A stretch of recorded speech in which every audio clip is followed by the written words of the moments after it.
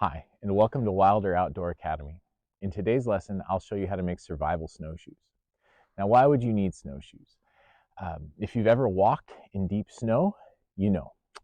Uh, when you put all your weight on one leg and there's deep snow, all that weight goes into a really tiny, relatively small uh, area. And what that does is that pushes down straight through the snow. But if we can take our weight and spread it over a bigger area, like a snowshoe, then we can walk on top of the snow without sinking. And that's going to help us move faster, use less energy, and also keep our legs dry, which is something all of us want to do if we've ever been wet in the snow. So for today's lesson, you'll need a few materials.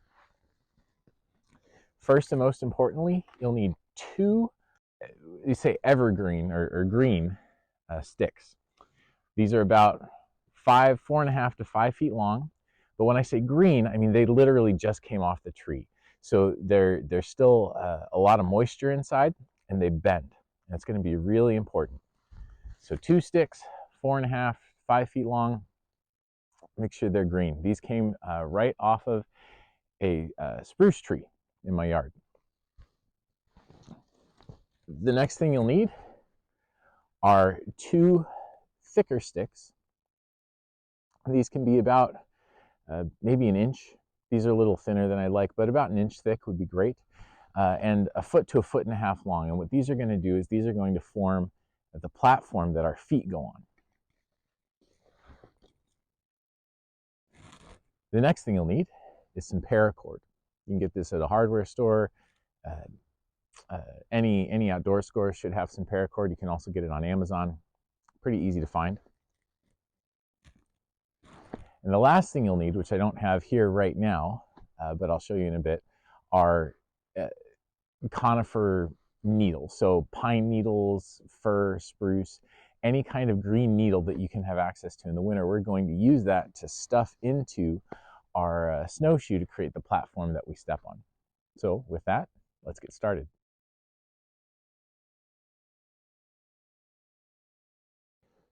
In our lesson today, there will be one knot that you will need to know how to tie over and over again. So I want to start with that. And it is called a clove hitch. So technically, is it a knot? No, it's a hitch, but we'll ignore that for now. You're going to need to know how to tie a clove hitch. What you do for a clove hitch, you get your rope and you bring what's called the tag end, the short end, you bring it around what you're tying something to, and you bring it under the longer end. Then you go make a loop above the longer end, like this, and you run the tag end through the diagonal piece that was created when you crossed from going under to over. Here is what it should look like. So again, I'll use some imagery I use when I teach kids. This is our snake. The snake goes around the tree and under its body. Now it decides it's going to go over its body and around the tree again, and it goes, oh no, I'm starting to get in a knot, and it gets confused, and it takes this top loop and goes and hides under itself. And unfortunately for this snake, it just tied itself in a knot, so who knows what's going to happen to the snake. But you will have a clove hitch. So take a few minutes, practice tying your clove hitch.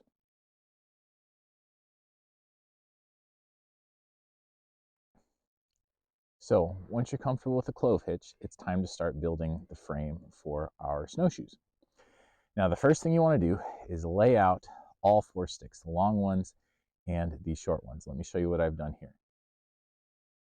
Okay, what you can see here is that I've taken the long sticks, I've set them about a foot apart, and I've found sort of the middle of those 2 sticks, and I've laid my thicker sticks that are going to brace my feet In this case, I put them about 8 inches apart. And the reason I did that is because that is the distance between the end of my toes and my heel. And those are going to support my feet. Here I've laid out my frame. What I'm going to do is take about 3 feet of paracord. It's a lot of paracord here because we want this to be real tight. And right where my foot support stick connects with the outer frame, I'm going to tie a clove hitch.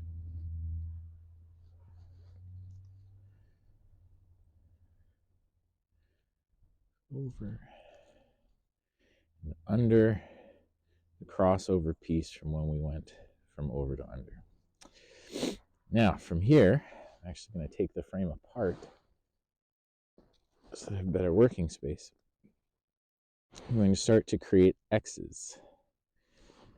I go across the corners of this part of where the foot and the frame intersect, the foot support and the frame intersect. Then I will go under the frame and I'll go the other direction. I'll do the same thing over and over and over again. What I'm doing is I am lashing these two pieces together, making an X, and that's going to keep them secure. Again, want it really tight so that there's as little movement as possible. And then when I get to the end, I'm going to tie a clove hitch on the very end so that it's secure.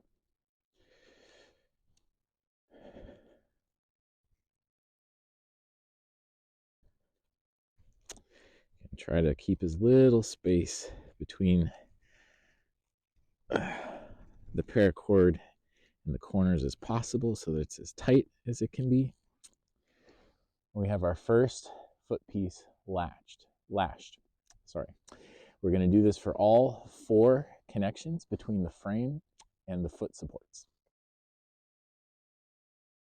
Once you've bound your foot supports to the snowshoe frame, you're ready to bind the ends of your frame together.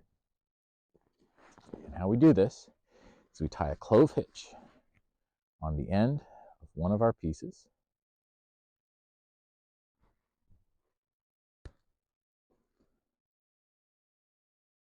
We do this using about 3 to 4 feet of paracord.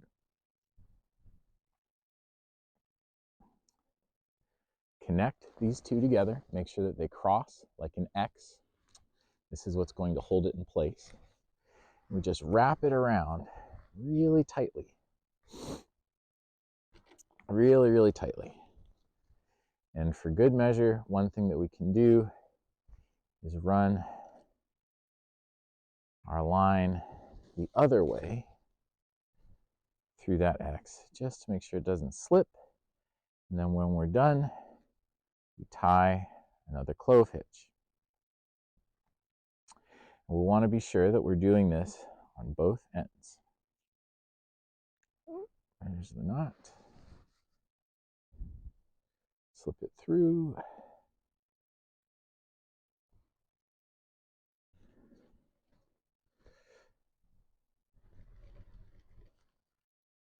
And our frame is bound. We'll do this on both ends now.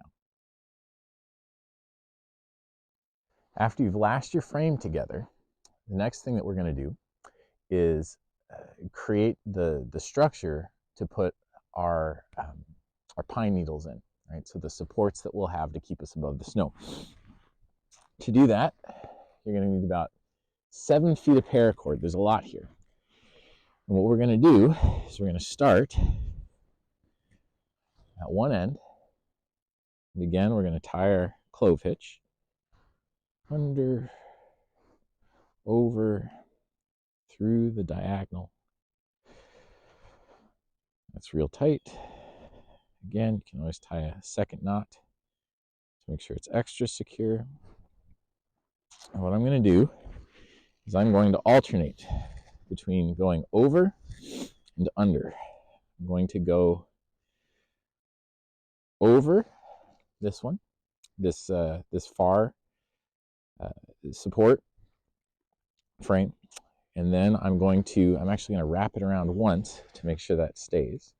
Then I'm going to go further down, going to do the same thing, do the one-time wraparound, because that's going to make sure that your paracord doesn't slip down. So we do one circle all the way around, and then we just go to the other side of the frame. We're going to do this all the way throughout our frame until we get to the end, and then we will tie a clove hitch at the end. And the next step after that is going to be adding our pine needles. It's exciting. So once I've run my paracord across the whole frame, you can see here it zigzags across, it's real tight, all the way from top to bottom. The next thing I'm going to do is add my pine needles. Now these are actually from my Christmas tree, so a fun activity to do with your family. If you want to recycle your Christmas tree and find a good second life for it, these are actually spruce needles, so not quite pine, but they'll work. Still from a conifer. I'm going to take the bottom of my frame. I'm just going to start to slide these through, kind of weave them through the diagonal pieces of paracord that I just tied. You can see here, slide them over and under, over and under. It's going to start to pack out and create a support structure for my snowshoes so that I don't sink into the snow. I'm going to do this throughout, all the way from top to bottom. This part actually goes pretty fast because the needles are pretty thick and they take up a lot of space. Again, we're going to do this all the way throughout the whole shoe, and that's going to eventually provide the support we need to stay on top of the snow.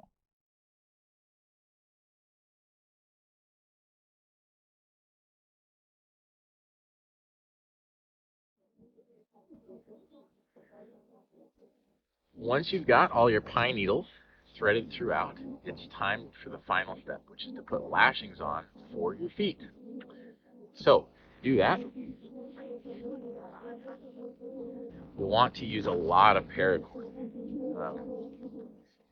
In fact, this might be a little bit too much.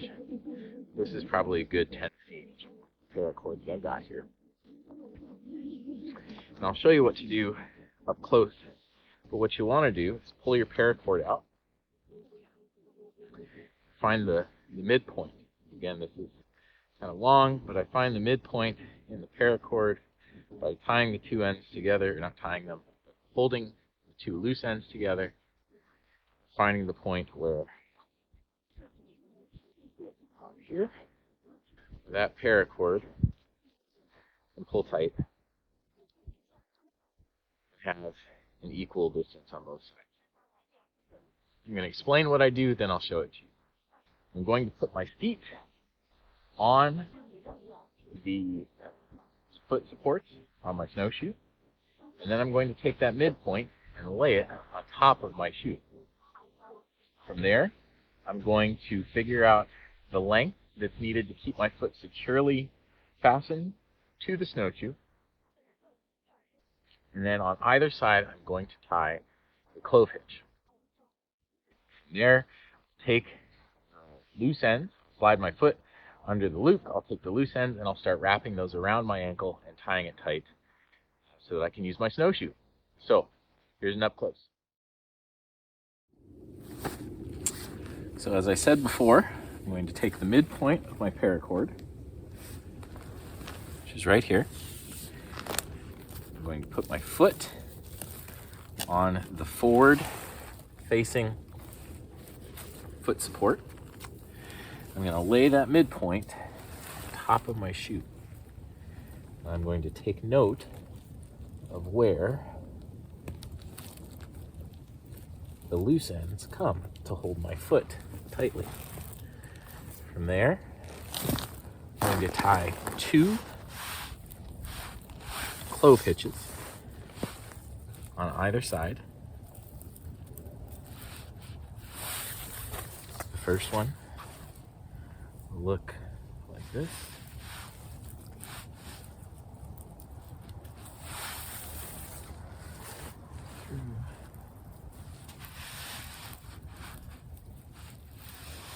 Go around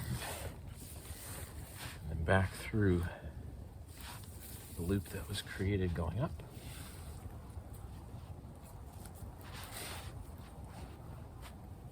Oh, that may have gotten undone the wrong way, but there we go. That'll hold. That's my clove hitch that way. And on this side, do the same thing, although just knocked it out a little bit. Got that size I need to get my shoe in. Wrap it around.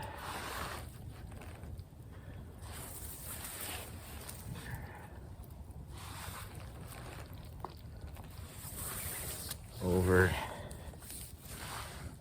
and through.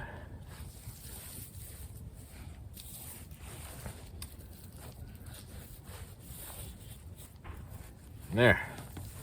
Got my 2 clove hitches. That should hold my shoe in place. I'm walking. There it is. Now, the next thing I'm going to do is take the 2 loose ends. I'm going to cross them behind my foot and wrap them around tightly. I'm going to wrap them around my ankle a few times so it doesn't slip. Make it real tight. On that last loop, I'm going to tie it just like I would my shoelaces. Like that.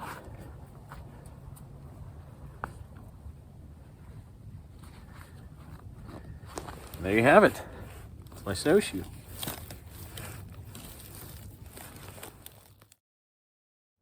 So there you have it. It's your survival snowshoe. Get out there and start hiking in the snow.